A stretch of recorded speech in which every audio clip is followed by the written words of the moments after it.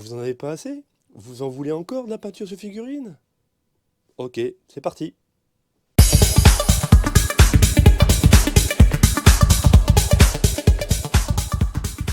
Salut la compagnie, moi c'est Alexis, alias Brombar. Dans cette ultime vidéo de peinture sur figurine, nous allons nous attaquer au cauchemar.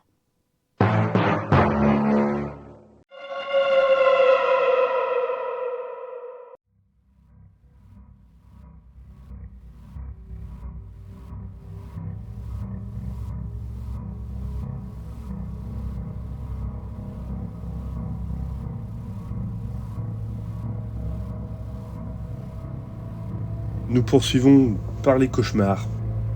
Alors comme j'ai déjà peint quelques cauchemars en amont, j'avais déjà une petite force armée pour Kings of War. Je vais essayer de rester sur mon schéma de couleur. Voilà, donc j'avais fait ça pour les Cerbères des Ombres. Mais là j'avais peint à l'aérographe. Donc c'est peut-être pas aussi... ce sera pas exactement pareil que ça. Voilà, voilà, ça c'était pour les Cerbères des Ombres. Ici nous avons un petit groupe de bouchers. Voilà, pareil, peint principalement à l'aéro, mais il y avait aussi des contrastes aussi. Donc pareil, voici, j'avais peint cette horde d'épouvantail. Vous voyez, ça fait déjà une belle masse, hein, comme une belle masse de figurines. Bon, j'ai peint à peu près de la même façon, là. On verra après le résultat. Et là, c'est exclusivement peint avec de la contraste. Voilà. Bon, ça ressemblera à peu près à ça, hein. Si c'est pas exactement pareil, ce n'est pas bien grave non plus. Et enfin, j'avais aussi les faucheurs, mais là, j'en ai qu'un. J'en ai pris qu'un. Je les avais fait comme des horreurs roses. Voilà. Ça ressemble à des flamants roses. C'est plutôt sympathique. Je vais changer le schéma complet. On va voir si je peux retrouver exactement le même schéma. La différence avec les basiléens est qu'ici, les couleurs sont changeantes. Je pense que comme ce sont des espèces différentes, des créatures d'origine différente, moi je trouve un peu logique d'avoir des couleurs différentes pour les créatures. L'uniformité se fera plus au niveau des socles. Ce que je fais aussi, c'est que je prends les cartes du jeu pour avoir une référence de couleur, pour avoir une idée. Il y a aussi des créatures que je n'ai pas encore peintes, donc ce sera plus facile comme ça. Ça va me guider, quoi. Alors si vous calculez bien, je me retrouve en surnombre. J'ai plus de créatures qu'il n'y avait dans la boîte Vanguard. Alors c'est pas grave, ça me fera 2-3 figurines de plus. Je crois que j'ai un boucher de plus et un épouvantail en plus. Je vais commencer par les aurores roses. Je vais essayer de retrouver une couleur à peu près similaire.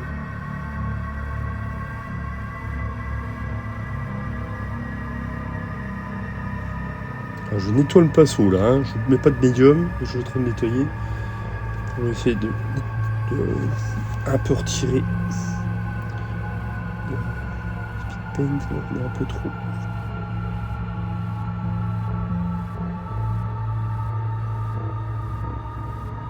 Ça permet aussi de faire des expérimentations. Voilà. Là, j'essaie de peindre le Cerbère des Ombres d'une façon un peu différente. Ce n'est pas avec pas avec des speed paint, une peinture assez diluée, plutôt une peinture qui est à la base faite pour l'aérographe. C'est un avantage, c'est qu'elle est déjà très diluée. Déjà.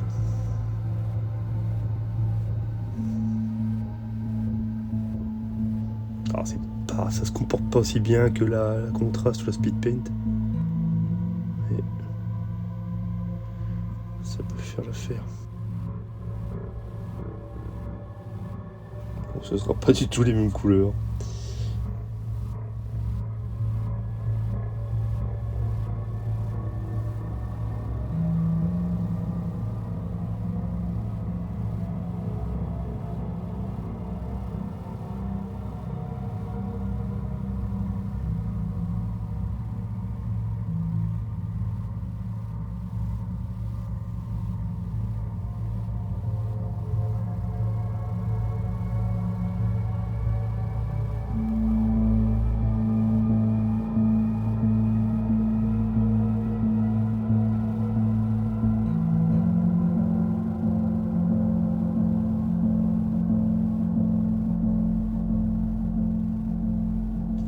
une créature que je dois encore peindre, les horreurs.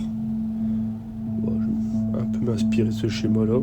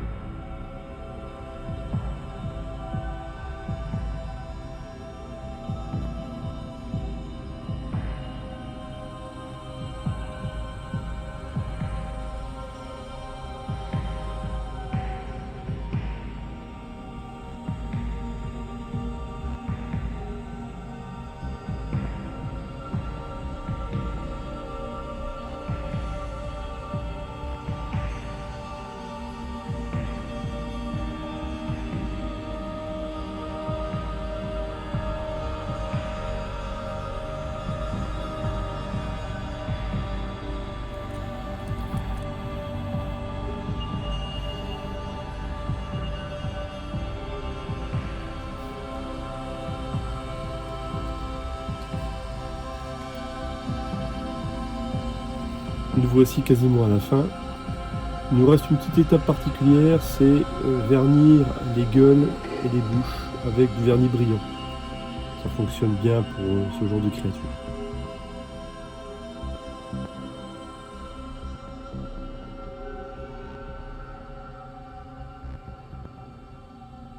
Alors, pour les spectres, les fantômes, bon, ça fait un peu comme du slime quoi.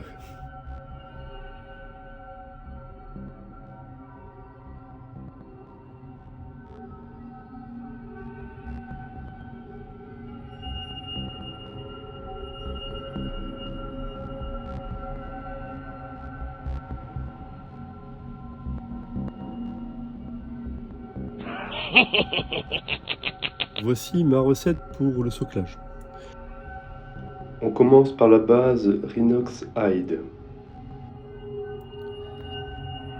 On cherche à ce que la peinture soit assez liquide pour atteindre tous les recoins et éviter comme ça de toucher la figurine. Les petits cailloux placés à la base du socle permettent par capillarité à la peinture d'arriver au plus juste de la figurine. Donc là on y va avec de la peinture bien diluée.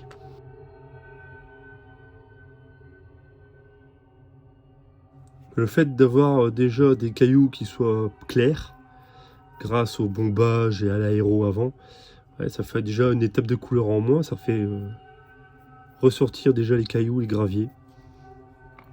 Je trouve ça bien. Les étapes suivantes ne sont que des brossages à sec successifs. On va continuer par le Montfang Brown.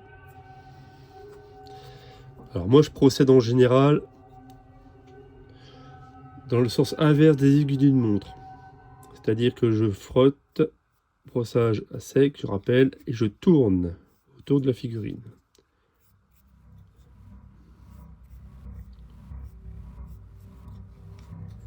Bon, c'est un brossage à sec un peu chargé, donc il est un peu moins sec et un peu plus humide. Mais vous allez voir qu'avec les étapes suivantes, ça va le faire. Voilà. On laisse sécher.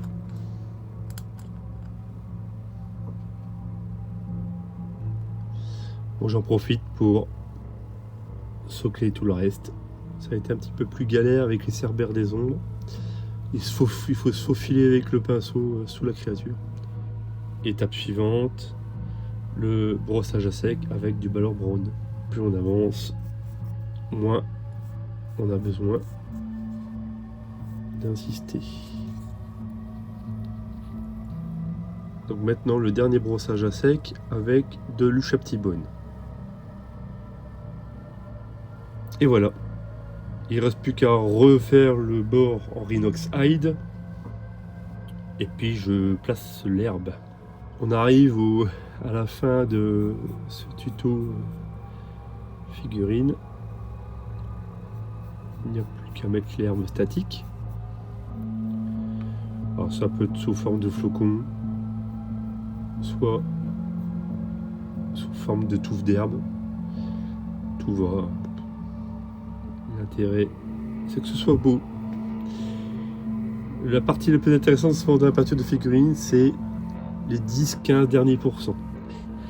Quand on finalise, c'est à ce moment-là vraiment qu'on apprécie la démarche. Il nous reste une dernière étape pour coller l'herbe sur les socles. Donc nous avons besoin pour cela de colle à bois, principalement pour coller les herbes. C'est soluble à l'eau, facile à nettoyer pour nettoyer les pinceaux et puis pour diluer un peu la colle. En général la prise est assez rapide. Soit on utilise des touffes d'herbe toutes faites, comme celle-ci, ici de marque Green Stuff World. Ça peut être aussi Army Painter qui fournit aussi des belles petites touffes. Soit on utilise de l'herbe statique comme celle-ci faite pour le modélisme ferroviaire, ici de marque Bush, je ne sais pas comment ça se prononce. En général, il vous propose des quantités un peu plus importantes. Parce que dans le mode display ferroviaire, vous devez couvrir souvent des grandes surfaces de terrain où vous avez des pots comme ceci. Voilà. En général, vous avez des saisons différentes. Moi, j'ai également de l'herbe pour l'hiver ou pour l'automne. Ici, nous avons des choses un petit peu plus chaleureuses pour l'été. Là, ce que vous avez aussi, c'est la longueur des herbes qui va varier entre ici 2 mm et 4,5 mm. Alors, pour coller, on va prendre par exemple toujours une grosse figurine. C'est beaucoup plus intéressant pour la démonstration.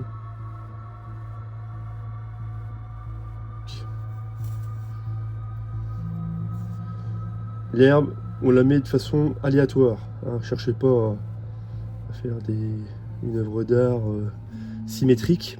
Voilà, on y va au petit bonheur à la chance.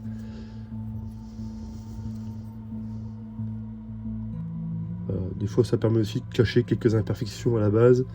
S'il y a des parties qui ne vous plaisent pas, ben, vous les cachez sous l'herbe. Procédé, ce n'est pas sorcier.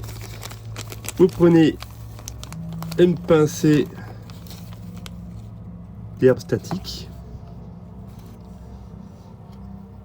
et vous saupoudrez. Vous allez voir que le résultat là, ouais, on y va un peu comme un bourrin. On en met beaucoup, on écrase un peu avec les doigts et la magie du truc, c'est pas compliqué. Prenez un petite baguette, c'est comme les graviers et vous y allez généreusement. Bon, il faut bien que la figurine soit bien collée, bien évidemment. Elle ne doit pas se décoller en cours de route. Voilà.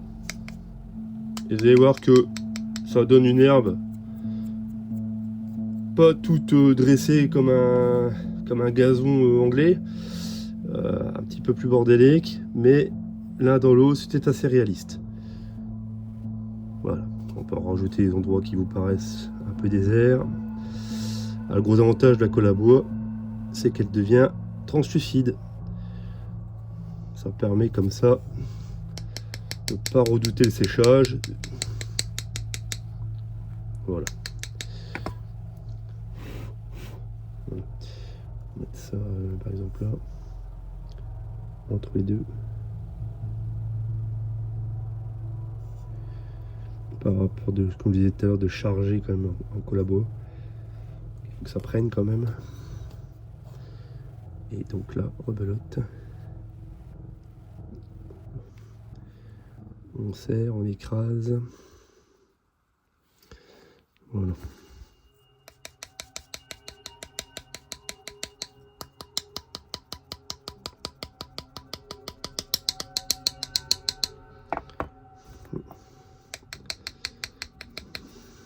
Et c'est comme le reste, si vous voyez qu'on a trop, vous faites des mères nature et vous en retirez avec un outil. Voilà.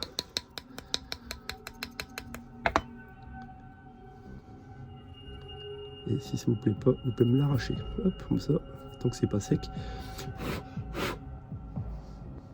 Ouais, l'effet n'est pas inintéressant. Ça fait une transition un peu plus naturelle.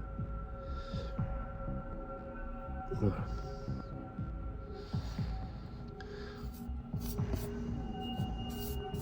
Ensuite, juste pour la démonstration, on peut coller par exemple une touffe d'herbe. On va peut-être prendre une touffe d'herbe qui soit un peu différente quand même au niveau couleur. Voilà, comme ça, un vert un peu plus flashy.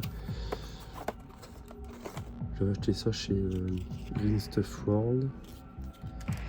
Et même chose, vous avez des herbes de dimensions différentes. Des hautes herbes, des herbes rases. Et là, vous choisissez en fait la touffe en fonction de ce que vous voulez. Voilà. En fonction de ce que vous voulez. Par exemple, voilà, c'est comme assez long. Alors, normalement, c'est déjà adhésif, hein, mais c'est toujours bien mettre un point de colle hein, pour être sûr que ça ne se voit pas en cours de route. On peut placer un point de colle directement sur le socle.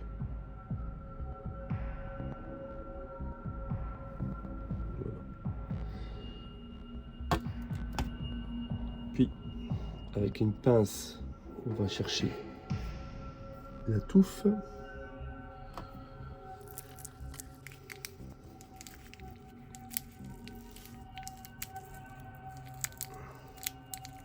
Alors, on choisit la dimension de la touffe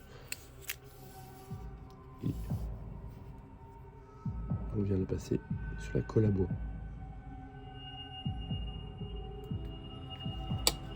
Alors, comme le reste, on écrase un petit peu ou on utilise un outil un peu pointu pour aller écraser. Alors, ne vous inquiétez pas si ça déforme la touffe, mais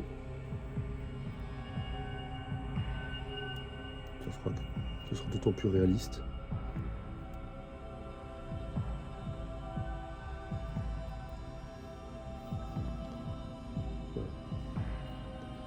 Voilà, la colle à bois est visible. Et ne vous inquiétez pas, dans quelques minutes, elle va disparaître. Elle va devenir translucide.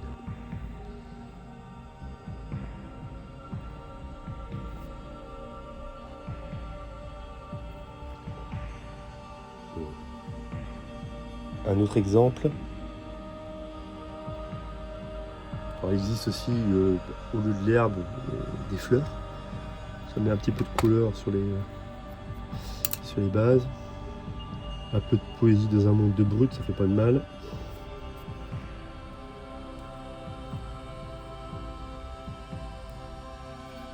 Alors moi, ce que je fais des fois, c'est utiliser des fleurs pour distinguer certaines figurines.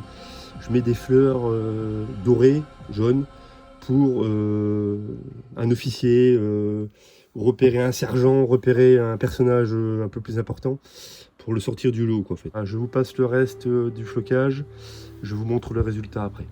A tout de suite.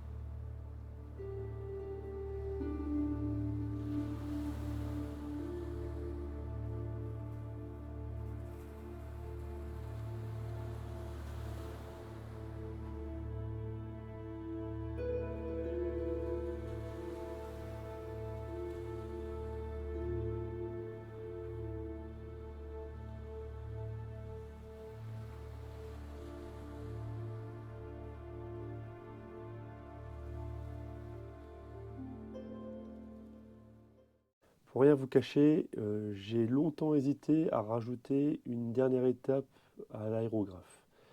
En règle générale, il me manque par exemple la possibilité de pouvoir mettre du vernis. Alors, moi je le pulvérise à l'aérographe. On peut faire ça également au pinceau. On vernis juste avant de mettre l'herbe. Hein, c'est quand même plus simple pour éviter d'avoir de l'herbe dans le vernis. Le vernis à l'aéro ou au pinceau, c'est toute une histoire. Effectivement, c'est très intéressant de vernir, bien évidemment, pour protéger en priorité ces figurines. Vu qu'elles vont être fortement manipulées avec la transpiration et compagnie, c'est quand même plus intéressant pour que ça dure dans le temps de les vernir. Par contre, c'est vrai que le vernis brillant n'est pas vraiment joli, hein, ça fait pas quelque chose de très naturel, mais il a une consistance, ou en tout cas une durabilité plus intéressante que les autres vernis. Alors ça, je ne sais pas expliquer pourquoi, ça doit être chimique. Voilà, donc il a des propriétés plus intéressantes que le vernis satiné ou mat. Alors c'est intéressant des fois donc de vernir en brillant et puis de revernir par au-dessus, soit en satiné, soit en mat. Alors, il faut aussi se méfier des vernis parce que il y a des vernis qui se disent mat et qui sont satinés et des vernis qui se disent satinés et qui sont brillants. Donc il faut tester avant de savoir ce à quoi on a affaire. Il y a encore une petite remarque personnelle à faire sur les vernis. En règle générale, le vernis sur les parties métalliques a tendance un peu à annihiler l'effet brillant, scintillant du métal. Ça peut être intéressant de peindre les parties métalliques après une petite couche de vernis. Une dernière étape à l'aérographe aurait été utile également pour amener des ombres. En règle générale, je repasse sur les figurines avec du noir ou du bleu marine. Le bleu est intéressant parce que ça peut donner un petit coup de peps à toutes les autres couleurs. Et également, dans cette étape, on aurait pu incorporer le weathering, qu'on appelle ça, c'est-à-dire que tout ce qui est dû aux intempéries, la boue, les crasses, la poussière.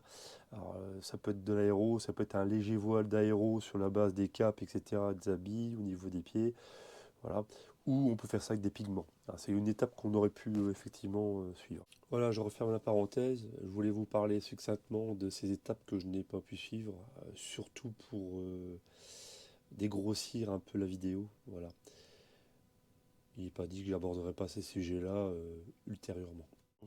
Afin de finaliser correctement ce projet Vanguard, dans la prochaine et dernière vidéo, nous procéderons donc à une expli-partie. Comme d'habitude, si vous avez apprécié cette vidéo, pensez à laisser un like, abonnez-vous si ce n'est pas déjà fait, et laissez un commentaire positif. Au plaisir de vous revoir bientôt dans ces lieux. Je vous salue la compagnie.